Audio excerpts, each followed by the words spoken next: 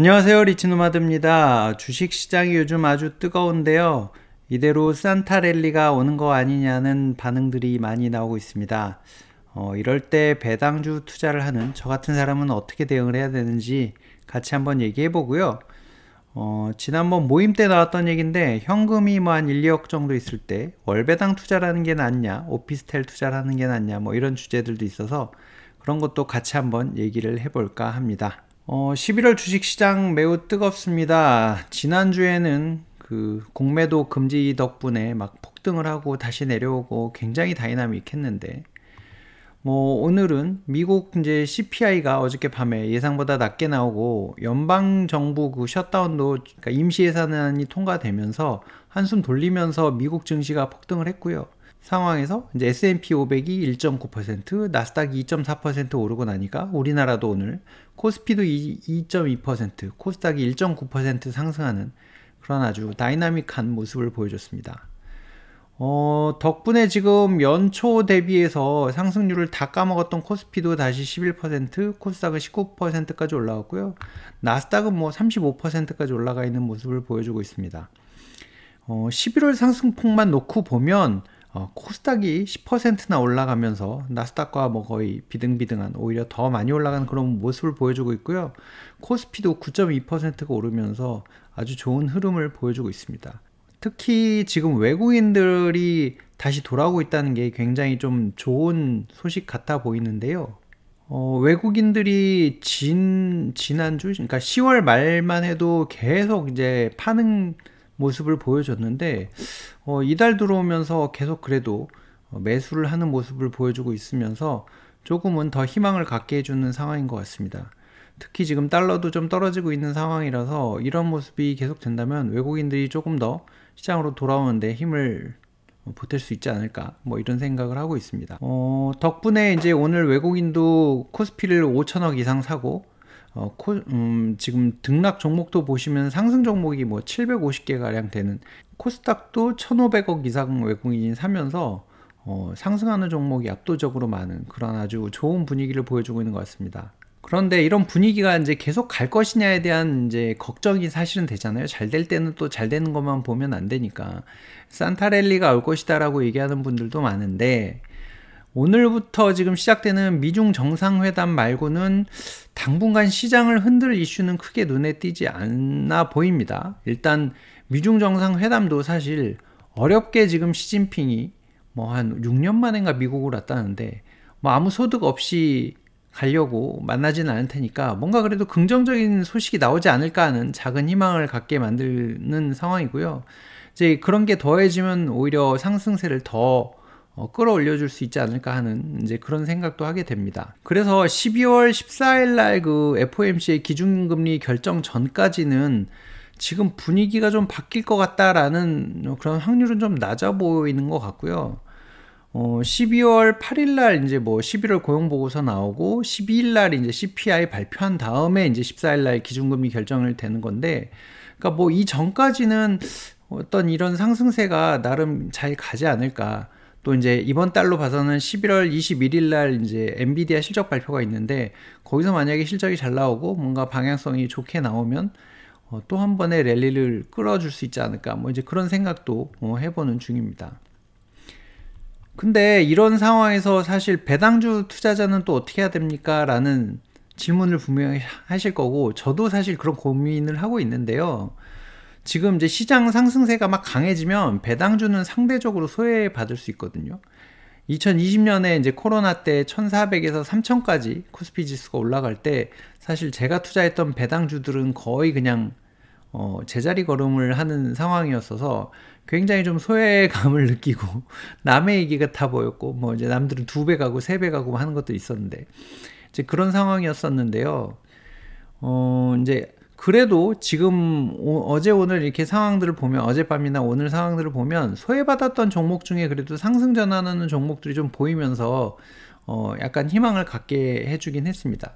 예를 들어서 어저께 미국 부동산 관련 주식들이 이제 좀 상승을 했는데, ABR 같은 이런 종목이 5.5% 오르고 리얼티인컴도 4.5% 오르면서, 제가 지난번에 리얼티인컴 방송으로 2번 정도 다뤘는데 그 이후에 주가가 잘 가고 있어서 그나마 다행이다 이런 생각하고 있습니다. 근데 저는 참고로 사지를 못해서 조금 마음이 아픈 상황이긴 합니다.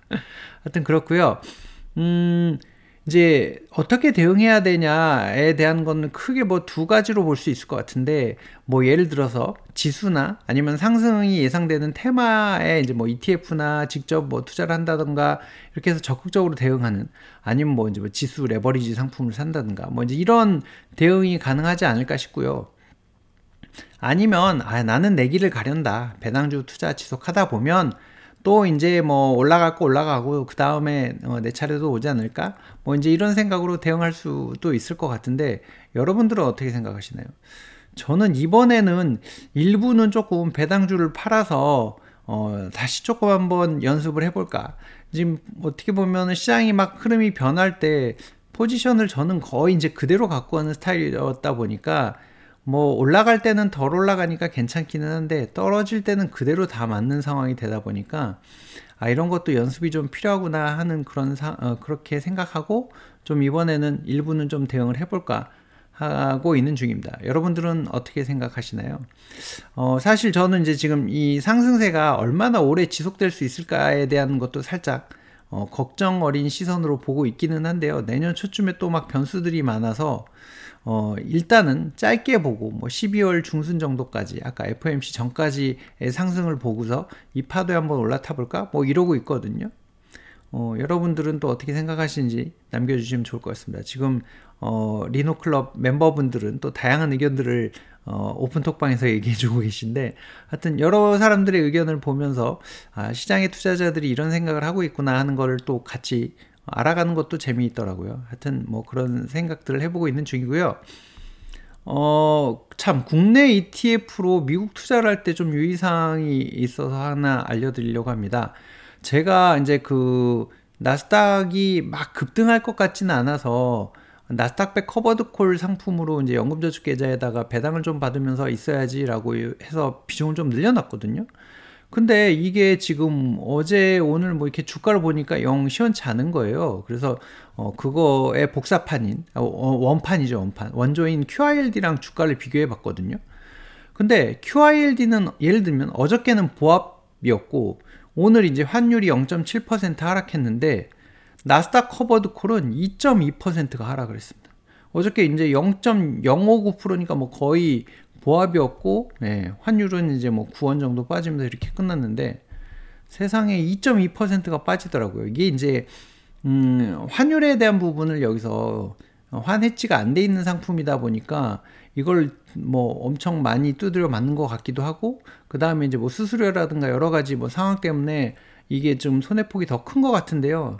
하여튼 이런 부분이 좀 답답해서 지금은 이걸 빨리 팔고 또 아까처럼 다른 상품들로 좀 옮겨야 되나 뭐 이제 이런 고민을 하고 있습니다. 하여튼 이게 지금 이 종목 하나만 예시로 보여드린 거고, 다른 종목들도 비슷하거든요. 뭐 SCHD 관련된 종목들도 마찬가지인 것 같고, 이런 환율 이슈가 있으니까 이렇게 이제 환율이 하락할 때는 특히나 좀 잘 보시면서 대응을 해야 될 필요가 있을 것 같습니다. 그 다음에 지난번에 모임 때 같이 했던 얘기들인데요. 배당 상품에 무지성으로 매월 투자하는 것과 목돈 마련 후 배당 상품에 투자하는 게 어떤 게 낫냐라고 뭐 이제 이런저런 얘기를 했었는데, 저는 이게 맞다라고 얘기를 했었거든요. 이게 뭐 목돈이 한 번에 생긴다고 해서 한꺼번에 투자하는 게 사실 쉽지 않아서, 이렇게 이제 뭐 한 달에 뭐 50만 원이든 100만 원이든 뭐 자기 형편에 맞춰서 계속 투자를 하다 보면 그게 시드가 커질 수는 있지만, 큰 돈을 한 번에 투자해서 뭔가 대응을 하는 거는 쉽지 않다라고 생각해서 저는 이게 맞다라고 생각을 했고요. 다음에 뭐 이런 질문도 있었습니다. 월 고정적인 현금 활용해서 뭐 개인연금이나 IRP 뭐에다가 미국이나 한국 뭐 이제 배당 뭐 이런 투자들 뭐 이제 이런 걸 어디다 투자하는 게 맞냐라고 했는데, 저는 이거 너무 상관하지 마시고 돈 되는 데다가 미국으로도 갔다가 한국으로 갔다 뭐 이런 얘기를 좀 했었고요. 개인연금이나 IRP는 일단은 뭐 자금 여력이 크지 않으실 테니까 대부분은 뭐 이거는 이제 연말정산 수준에만 맞춰서 좀 투자하고 그러면 되지 않을까 하는 게 이제 제 생각이거든요.